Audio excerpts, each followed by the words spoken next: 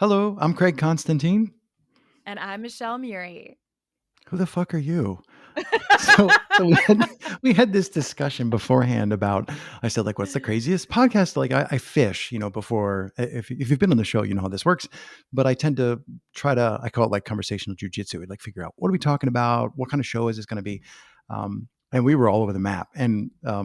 I still haven't seen the dog. I hear there's a dog on the other side, but we were Right. having a conversation about dogs. We were having a conversation about podcast origin stories. We were having a conversation about um, crazy guests, not crazy in a bad way, but crazy about like this person's really famous and they jumped on my show because I was nice, or like all these weird things that happened to us, and I was name dropping all the cool people I've got to interview that Michelle would know. So Yeah. yeah, welcome. I say this to everybody. Thanks so much for taking the time, because I mean it. Thank And you. let's go in the direction. You want to take another swing at what's your favorite dog? You know what? Honestly, like I thought I loved all the biggest dogs, and I've been fostering during the pandemic, fostering dogs this time. And lately I've had this small puggle, and like he's definitely one of my favorites because he looks ridiculous. I don't know But he why has no someone clue, bred them right? this way. He has no clue. They bred them this way, right? They can't live without humans. They can't live without a sweater. I've never had to put a sweater on a dog before until I fostered this guy. And he has like a severe underbite and really bug eyes. And like Oh I yeah. laugh half the time I look at him, and I know it sounds mean, but he's like it's endearing. And I've been going through some grief lately, processing grief. And he's really been here at the right time to just make me laugh by Yeah. looking ridiculous. He's also got a great temperament, but right now he's my favorite dog, but every foster dog that comes through my house is like my new favorite. So Yeah. yeah. If people out there, if you're a dog person, you know exactly what we're talking about. If you're not a dog person, I'm sorry, you're not hooked up right. You know Do what? Wait, you? wait, wait, rewind though. I mean, I thought I was a cat person before the pandemic, but we have my housemate and I Cats? have a No. cat in the house that hates other cats, but is okay with dogs. And so I couldn't foster cats or have a cat.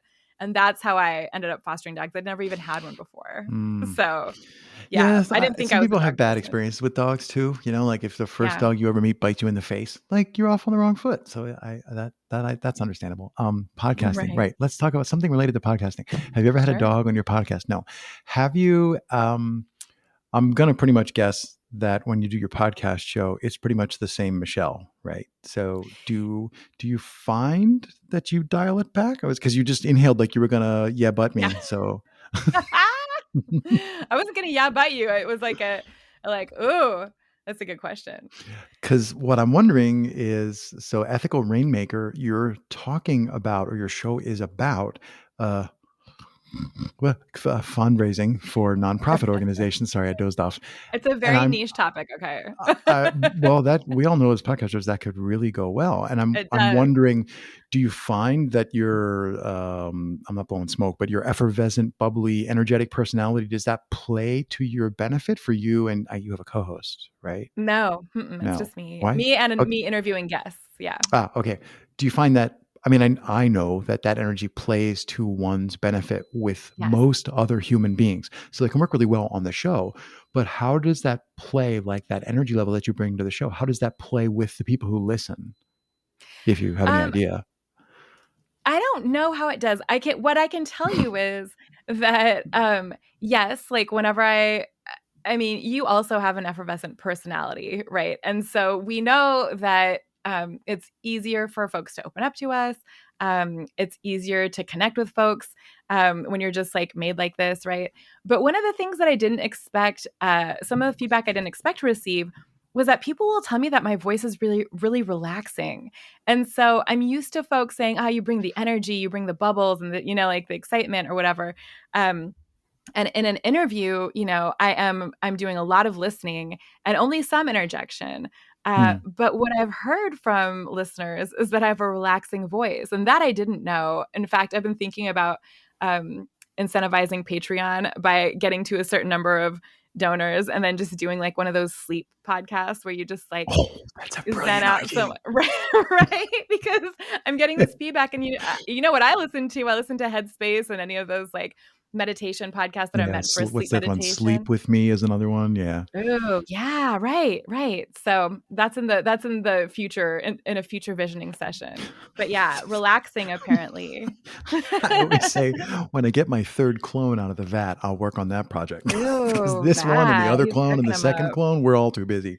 Yeah, You are all too busy. I there's mean, with way too all many kinds of things. projects too. Yeah. But yeah, Um, I bring myself. I'm going to answer the first question too, which is yes, I kind of bring my full self. And I say that because what like it's I find that one of my biggest challenges still in podcasting, I'm in season 3 of the Ethical Rainmaker. We're wrapping up soon.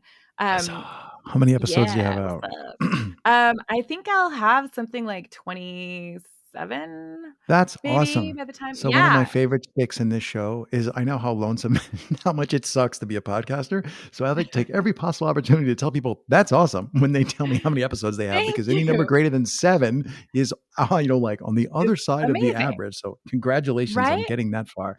And in Thank how you. long? When did you launch? I launched in July 2020.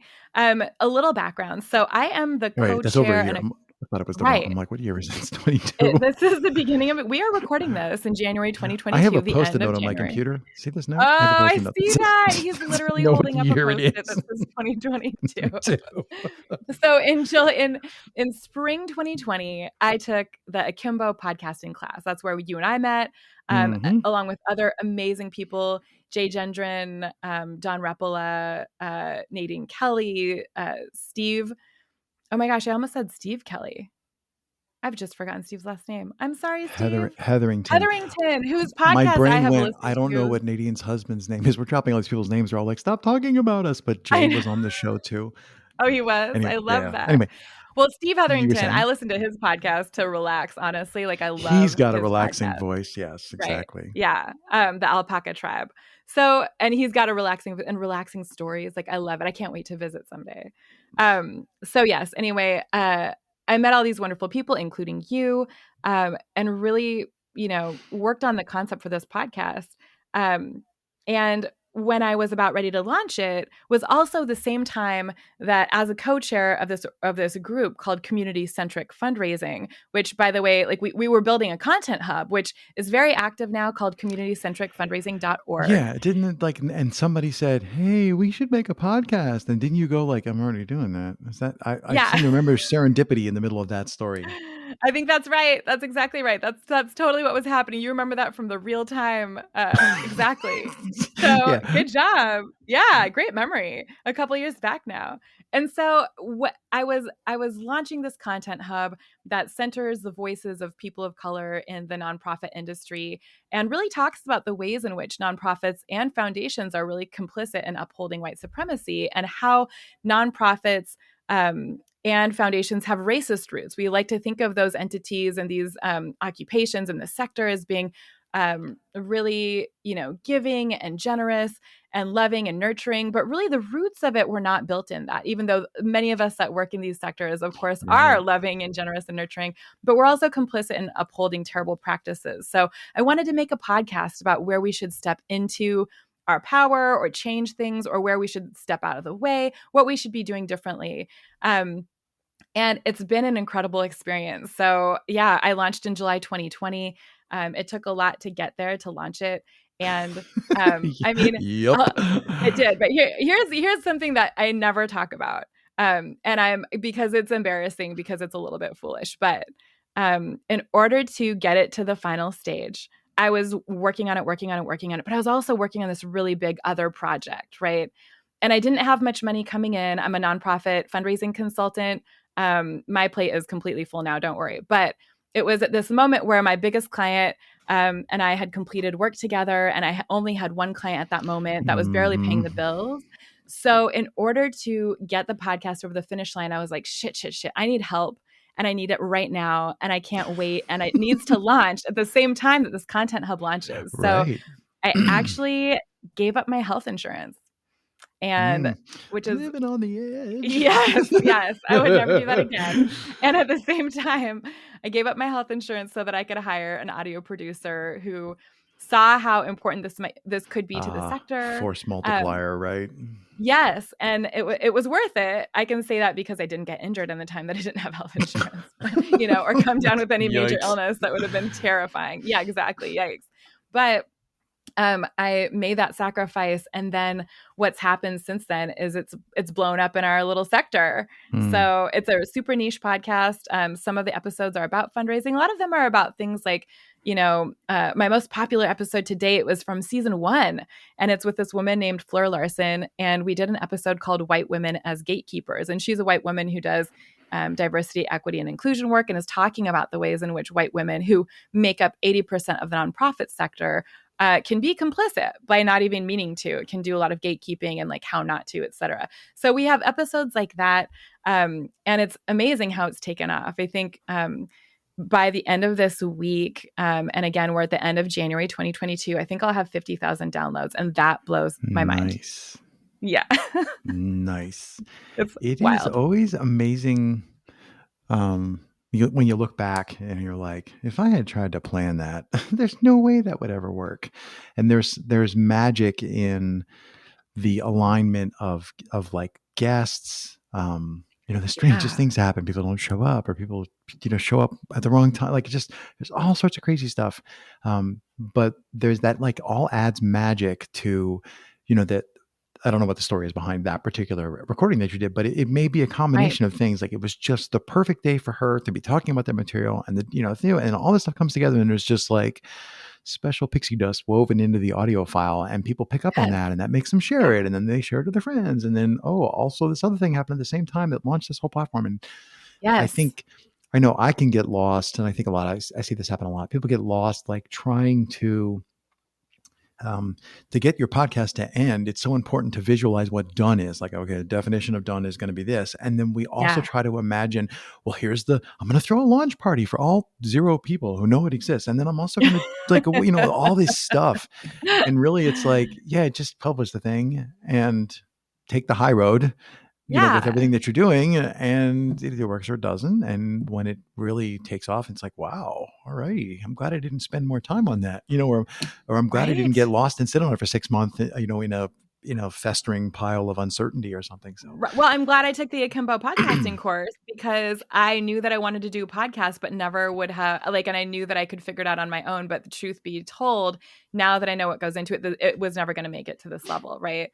And so, it was the right time for all of those things to happen. And what my ultimate goal is also happening, which is, like you said, like at the end, it's being taught in university classrooms as curriculum. Like this podcast, some of the topics we're covering are like being assigned.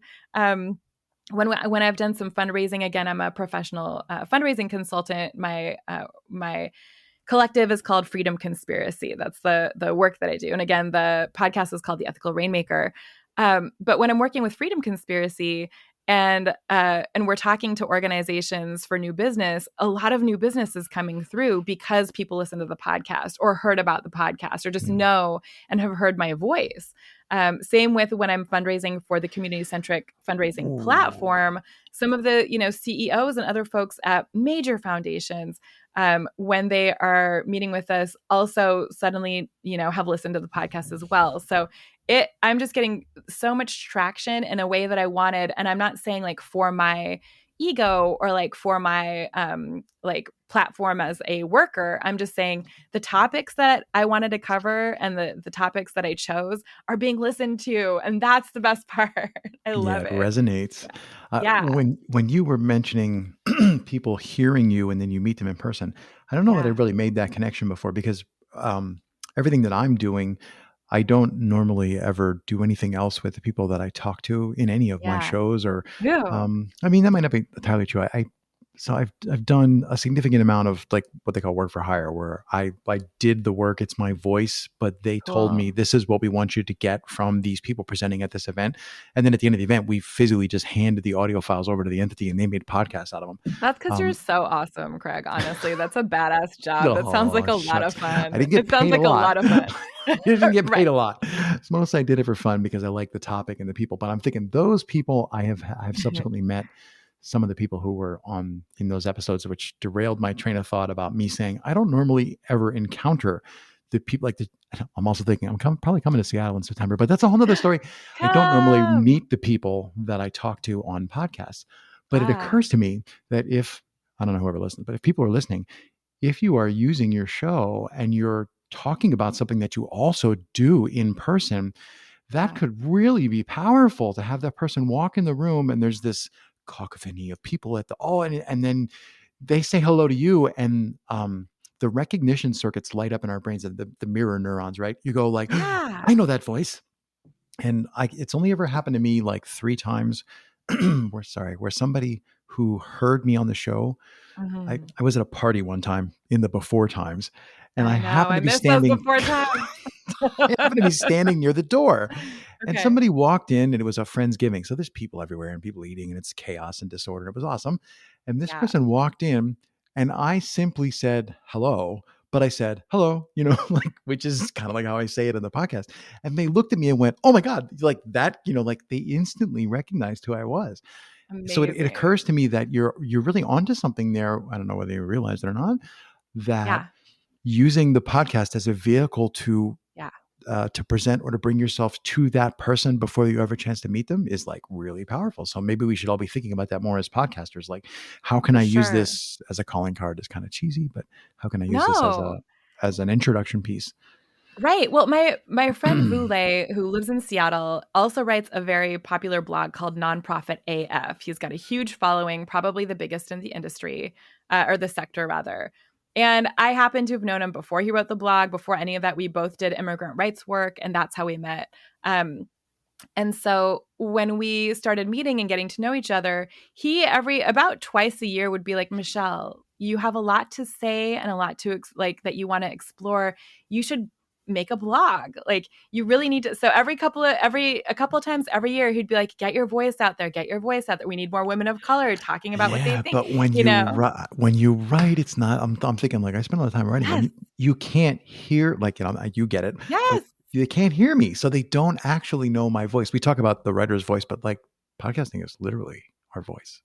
It's literally our voice, and we convey so much with it and by the things we say, etc. Right, exactly. It takes me so long to write an article because I wrote an Instagram post today. It was 2 paragraphs long, and it took me forever because I had to rethink and then rethink, and am I hmm overanalyzing it? How is How are this they to gonna How understand? are they gonna interpret this? What are they gonna hear in their own minds when they see visual? Yeah. Blah blah That takes forever. blah. Talking to someone is just so much easier and faster for me, and plus, there are those of us who prefer to learn by listening, and I'm one of those folks, so Yeah. yeah, but it was really the prompting of my friend over many, many years. I wanna say he told me for, like, 10 years that I need to get my voice out there and, like, have a platform of some kind, and I wasn't into it, and then at the right time, all of these things hit. Vu was my co-chair when we launched, communitycentricfundraising.org, and it's become a huge movement. Like we have a Slack channel with thousands of people. Our mailing list went overnight from 0 to like 10,000. I think now we're close to 20,000 people on the There's a email market list. that needed to be served. Holy cow.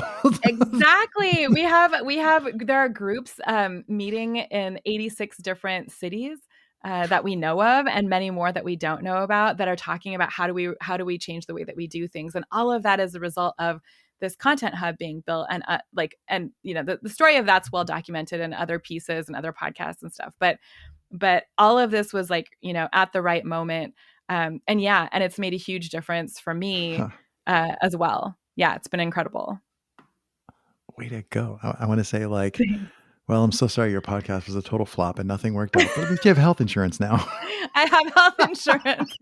I have health No, I think it's insurance. great when people get to hear, um, I don't want to say crazy ass ideas that work out. It's great when people get to hear Mhm. crazy ass ideas that really work out of like, well, Yeah. I think this might be cool. I'll try it. I'll build it. And then, oh, there are a lot of people who needed this. And um, I think it reminds us all to like, sometimes I tend to stick to things too long. I'm just like, no, I'm going to, rearrange these deck chairs on the Titanic no matter what.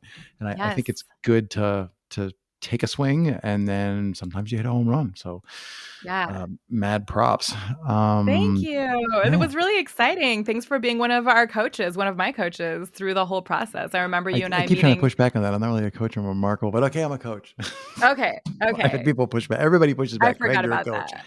Yeah. Yes. Technically not a coach, but yeah. Well, we got to interact plenty. How about that? It felt Yeah, that like was cool. coaching. Well, I When's the can last time you were on redefine one of the it. podcaster calls? They still do the monthly podcaster calls, even though Oh, Forward do Link doesn't they? exist. Yeah, I we can heard talk that about it Forward Link after. doesn't exist anymore, and I didn't even realize that it disappeared right out from under my nose. I was about to hit it up, and then I was like, "Oh, it's not here? What is Oh yeah, it's happening?" gone. Yeah, so they still continue doing. There's a monthly call for all the Akimbites, and I'll give you the info, and you Oh, can get on a mailing sweet. list. And there's one Done. coming up, probably next, might be this weekend. Actually, might be the January call. Anyway, Oh, hey, I would be here for it. I'd be into that. Ohio. All right. Ohio. Cool. Well, that's 20 Yeah. minutes. Game over.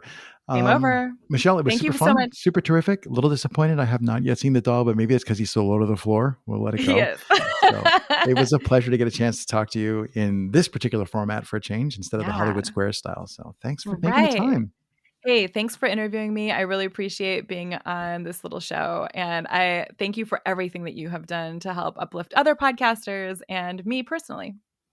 My pleasure. You're very welcome. Bye. Bye.